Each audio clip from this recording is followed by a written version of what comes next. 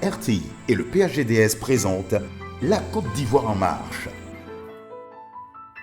Mois de juin, mois d'examen scolaire. En ce mois même, les élèves de 3e sont face à leur copie. Pour qu'il y ait évaluation, c'est qu'il y a eu des réformes et actions pour améliorer la qualité de l'enseignement en Côte d'Ivoire. On peut noter parmi les réformes et actions la bonne gouvernance dans la distribution gratuite des manuels scolaires. Comment cela a été possible? Quels sont les appuis? Combien de manuels scolaires ont été distribués gratuitement de 2020 à 2021? La Côte d'Ivoire en marche visite les établissements scolaires. Mesdames et messieurs, bonsoir.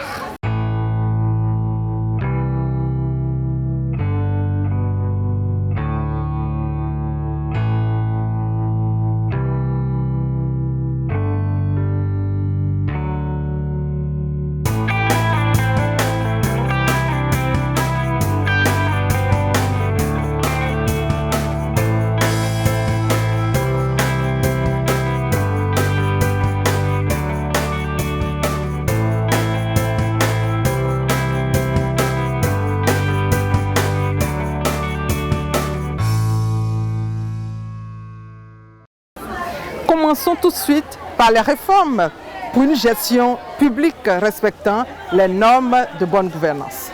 La Côte d'Ivoire a renoué avec de bonnes croissances au niveau économique au cours de ces dernières années. Cependant, le pays est confronté à plusieurs défis dans la délivrance de services publics de base aux citoyens. Éducation, santé, services administratifs, inclusion financière, participation citoyenne, entretien routier. L'accès, la qualité et la rentabilité sont affectés par des goulots d'étranglement dans la gouvernance qui affectent à leur tour les chaînes de prestation de services. La volonté du gouvernement ivoirien d'engager des réformes pour une gestion publique respectant les normes de bonne gouvernance a suscité la création du projet d'amélioration de la gouvernance pour la délivrance des services de base aux citoyens. Ce projet, placé sous la tutelle du ministère de l'Économie et des Finances, est financé par la Banque mondiale. Sur un programme basé sur les résultats, on se met d'accord avec l'État sur un programme qu'eux ont déjà établi et ils nous disent voilà les résultats que nous aimerions atteindre. Dans le cas des manuels scolaires, c'est de dire non seulement on va avoir les manuels, mais on va surtout les délivrer à temps. On veut qu'ils soient sur les pupitres des élèves à l'école en déant les 60 jours de démarrage de l'année académique. Nous avons ensuite un système de vérification. Donc un vérificateur qui est un vérificateur indépendant, qui est recruté par le programme.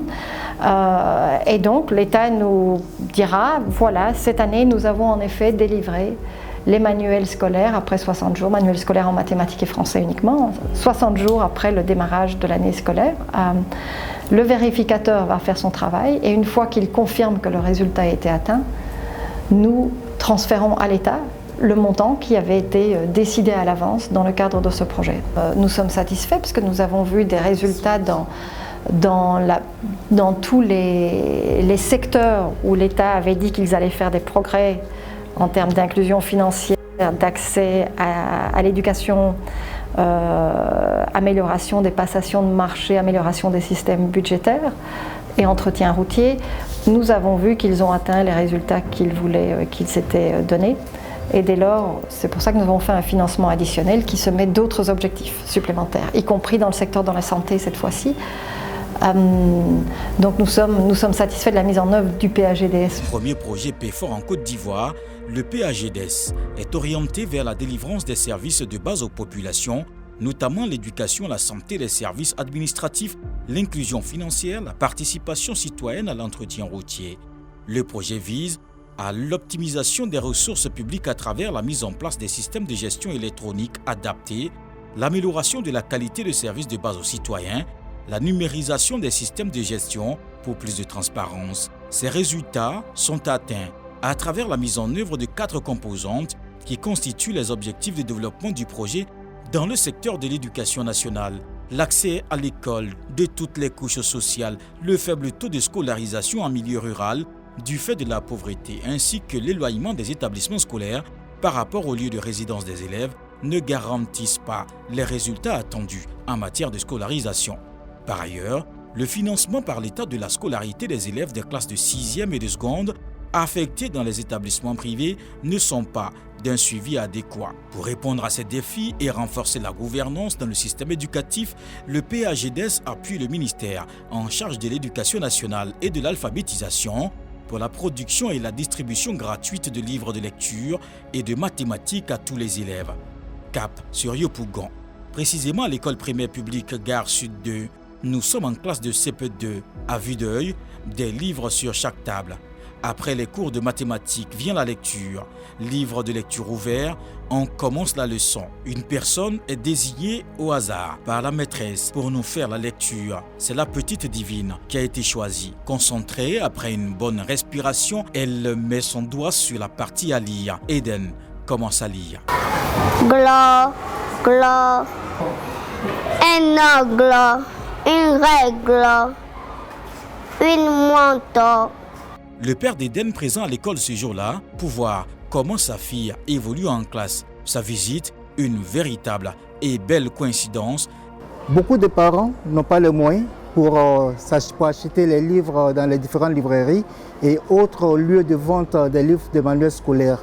Mais avec cette disposition, je pense que chaque parent a accès et chaque enfant a accès aux livres gratuitement.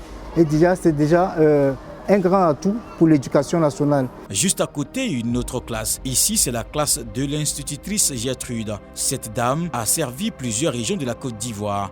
Après 42 ans de service, elle va à la retraite dans quelques mois. Une retraite qui sera paisible et riche pour avoir mis sa connaissance au service de nombreux élèves. Aujourd'hui, Gertrude se dit fière de voir des livres distribués gratuitement aux élèves, ce qui n'était pas possible à leur époque. Avant son départ, elle exprime toute sa gratitude au gouvernement pour avoir pensé aux élèves. Les parents qui n'ont pas les moyens, ces livres-là leur ont permis de suivre leurs enfants à la maison. Donc nous leur disons sincèrement merci. Pour l'inspecteur, ces manuels constituent une évolution, une source de motivation pour les élèves et parents d'élèves à garder l'environnement de l'école propre. Les livres mis à la disposition des élèves, c'est un peu comme la machette pour le planteur. C'est-à-dire que c'est la matière première de base au niveau de nos tout-petits. Et pour l'expérience que nous avons, on a vu par le passé que pour même simplement un livre, certains enfants étaient amenés à abandonner l'école parce que ce minimum, les parents n'en disposaient pas pour mettre à la disposition de leurs enfants. La distribution gratuite des manuels scolaires, tout en soutenant le gouvernement dans sa politique de gratuité de l'école pour tous, apporte un soulagement aux ménages les plus fragiles, surtout en milieu rural. Pour les années scolaires 2020-2021 et 2021-2022, le projet d'amélioration de la gouvernance pour la délivrance des services de base aux citoyens a produit et distribué sur l'ensemble du territoire plus de 3 400 000 livres de lecture et de mathématiques à tous les élèves des classes préparatoires, des écoles publiques et 33 000 guides maîtres aux enseignants de CP. Cette activité qui a démarré avec les élèves des classes préparatoires va s'étendre avec la phase additionnelle du projet aux classes des cours élémentaires et celles des classes moyennes. Et pour permettre aux parents d'affecter eux-mêmes leurs enfants dans les établissements de leur choix, une plateforme d'affectation a été mise en place.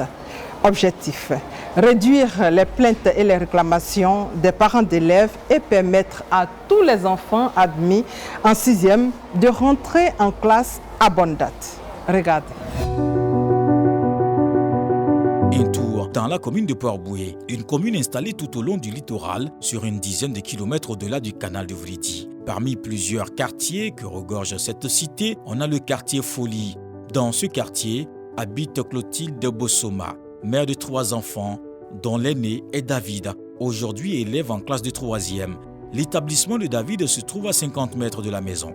Cela a été possible grâce au choix qu'a fait sa mère pendant les affectations en ligne des élèves.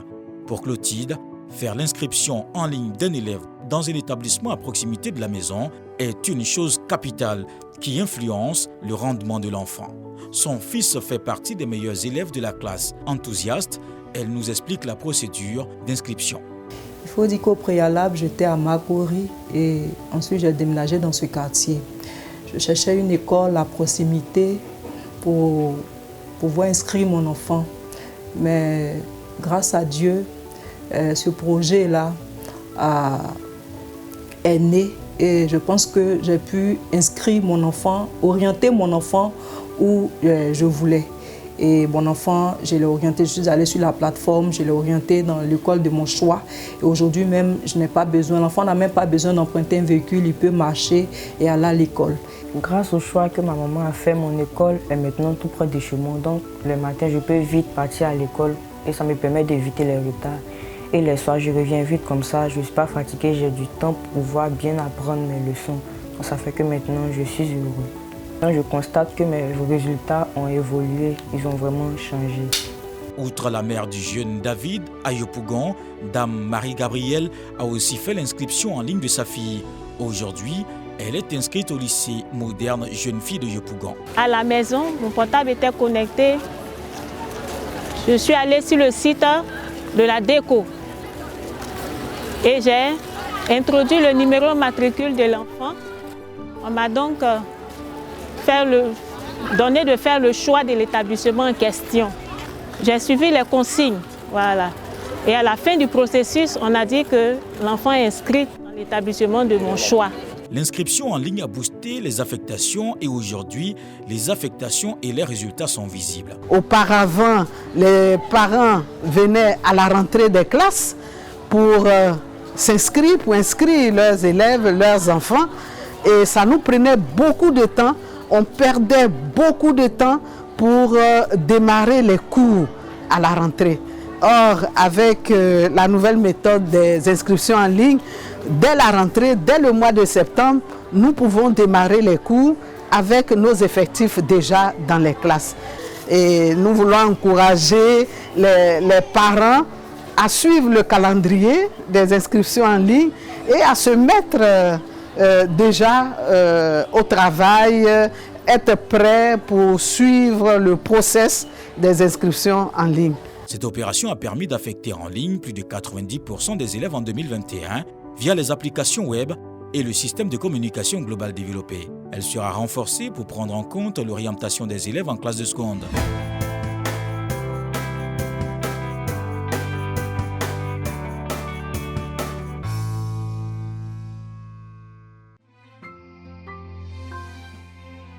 Le projet d'amélioration de la gouvernance pour la délivrance des services de base aux citoyens renforce la gouvernance économique pour une meilleure délivrance des services aux populations. Le PAGDS, ce sont des actions pour renforcer la passation des marchés publics, la délivrance des services dans l'éducation nationale, la gestion des contrats routiers, l'accès de tous aux services financiers. PAGDS, un projet du ministère de l'économie et des finances avec le soutien de la Banque mondiale. Infoline 27 22 59 84 25.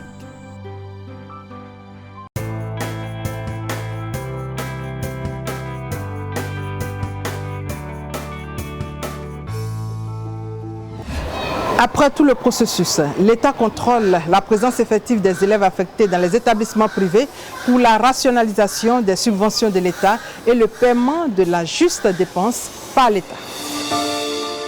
Grand Bassam, station balnéaire, ville historique à 25 km d'Abidjan, connue pour sa belle plage qui s'étend le long de la côte atlantique. Grand Bassam, c'est aussi ses belles écoles de renom avec des infrastructures scolaires de pointe qui font de cette ville un lieu beaucoup prisé par les parents d'élèves qui veulent offrir à leurs enfants des études de haut niveau. Études de haut niveau, oui, mais à cela, il faut ajouter de grandes innovations dans les écoles. C'est le cas d'une école de renom qui a formé des cadres du pays et se trouve en plein cœur de Bassam. Dans cette école, un contrôleur électronique appelé pointeur biométrique est installé. C'est un appareil qui vérifie la ponctualité et l'assiduité des élèves. Il facilite les émissions des décisions de paiement, remonte rapidement les données statistiques en toute sécurité et lutte contre les établissements clandestins. En amont, l'enfant a été déjà enregistré dans cet appareil par le biais de son numéro matricule. Donc, il est le seul à avoir ce matricule-là. Donc, quand il arrive, qu'il badge, automatiquement, il a ses références qui sont signalées dans nos ordinateurs et en même temps signalées dans les ordinateurs de ceux qui sont au niveau d'Abidjan. C'est pour tout juste contrôler les affectés. La mise en place de cet appareil permet d'avoir une adéquation entre la liste des élèves affectés et ceux réellement présents dans les écoles privées et au gouvernement de payer la juste dépense. Pour les élèves, la pointeuse biométrique est la bienvenue. Et donc quand on vient à l'école et qu'on commence par badger, ça nous évite l'école missionnaire, on arrive à être assidus, ça nous met une pression en plus en fait. Nous ne pouvons plus nous cacher pour aller s'amuser. Maintenant il y a une preuve physique pour montrer que nous sommes venus à l'école. Après Grand Bassam, cap sur la commune de Port-Boué, dans un autre établissement scolaire. Les élèves motivés à suivre les cours, et cela grâce à un seul facteur, le contrôleur électronique. Cela constitue également un grand facteur de sécurité, parce que désormais, aucun élève extérieur ne peut entrer dans votre établissement, parce qu'il faut à l'entrée poser le doigt pour faire le pointage biométrique. Un succès pour le gouvernement ivoirien car la pointeuse biométrique fait son effet. Si le système est bien géré, ça leur permet chaque jour de voir le nombre d'élèves absents, d'analyser ce système-là de façon à ce qu'à la fin de la semaine, s'il y a des élèves qui sont régulièrement absents, ça permet de réagir, d'appeler les parents pour s'informer sur les raisons de l'absence de ces enfants-là. En 2021, 1044 établissements privés ont bénéficié du système et la présence de 41% des élèves affectés dans les établissements privés est assurée en ligne. À terme, la plateforme aidera au suivi scolaire des élèves par les parents d'élèves. Ceux-ci pourront être informés en temps réel de la présence effective de leurs enfants en classe ainsi que l'heure de départ des classes. Outre l'amélioration des prestations des services ciblés dans l'éducation nationale, le projet d'amélioration de la gouvernance pour la délivrance des services de base aux citoyens a mis en place un site pilote pour la modernisation des tribunaux de commerce. Pour en savoir davantage, rendons-nous au tribunal de commerce. Cocody, les Deux Plateaux, non loin du Centre national de documentation, se trouve le tribunal du commerce d'Abidjan. C'est le premier tribunal de commerce de Côte d'Ivoire. Créé en 2012 pour assurer une meilleure prise en charge du contentieux commercial et des formalités du registre de commerce et du crédit mobilier, afin de sécuriser les investissements nationaux pour une bonne relance économique. Depuis le 6 février 2014, le tribunal du commerce d'Abidjan a lancé, grâce au soutien du gouvernement ivoirien et du groupe de la Banque mondiale, le projet de mise en place du système informatisé de gestion du tribunal du commerce dénommé ETIBCOM. Son objectif, bâtir un système basé sur la technologie moderne et adapté aux normes de sécurité destinées à faciliter la gestion des activités judiciaires, la gestion du registre du commerce et du crédit mobilier, ensuite améliorer le processus de traitement de l'information et enfin l'instauration d'une gestion électronique des documents. Le gouvernement a voulu dématérialiser les procédures. Dématérialiser, c'est enlever le caractère matériel, le caractère physique à une chose, c'est numériser la chose. La dématérialisation va donc de pair avec la numérisation et l'informatisation. C'est dans ce cadre-là que ITRICOM est né, qui nous facilite en fait les procédures. Il y a la simplification d'abord des procédures, le paiement, il se fait en ligne, l'enrôlement, il se fait en ligne. La gestion des requêtes se fait également en ligne. Et ça évite toutes les tracasseries et puis toutes les attitudes déshonorables auxquelles on peut assister. Cette procédure est rapide et cela fait gagner du temps. C'est le cas de Maître Siméon Kwame, juriste au tribunal de Gagnoa. Après son inscription en ligne, elle est venue déposer nos requêtes au guichet et en si peu de temps, elle est satisfaite. Cette plateforme nous fait gagner du temps. Lorsque je suis arrivée, je n'ai fait que déployer mes dossiers et je n'ai pas eu besoin de faire le rang et voilà. Un tour au service d'enrôlement. Ici, Dorothée, assistante dans un cabinet d'avocats, inscrite sur la plateforme, vient sereinement déposer un acte d'assignation en paiement des causes d'une saisie d'attribution de créanciers. Une fois au bureau, après échange avec la responsable chargée de ce service, elle constate la rapidité du traitement de son dossier. Pour elle, l'opération de validation de ces dossiers devrait prendre du temps, comme l'année précédente. Mais à sa grande surprise, ces dossiers sont validés en 4 minutes seulement après vérification. Je viens de terminer une opération, l'enrôlement. J'ai pris le soin hier d'aller sur la plateforme et de renseigner les données relatives au dossier. Aujourd'hui, je me suis rendue dans ce bureau pour finaliser l'enrôlement. Avant, c'était vraiment difficile. Quand on venait au tribunal du commerce pour l'enrôlement, on pouvait perdre toute une demi-journée. On va attendre, quand nous rentrons, la greffière va prendre le temps de renseigner dossier par dossier. Et cela nous prenait beaucoup de temps. Mais aujourd'hui, avec la plateforme, nous voyons que tout est facile. Nous payons les frais et nous sommes partis. Maître Mireille Cablan, responsable de ce service, donne des explications sur cette rapidité des dossiers et le bien fondé de cette plateforme. Je viens de valider le dossier de la justiciable. Après vérification, j'ai vu que tout ce qu'elle a dit et tout ce qui est dit dans l'assignation est bel et bien là. Donc j'ai validé, ce qui nous donne de gagner en temps. Aujourd'hui, nous avons vu qu'avec le service de la numérisation, c'est plus rapide.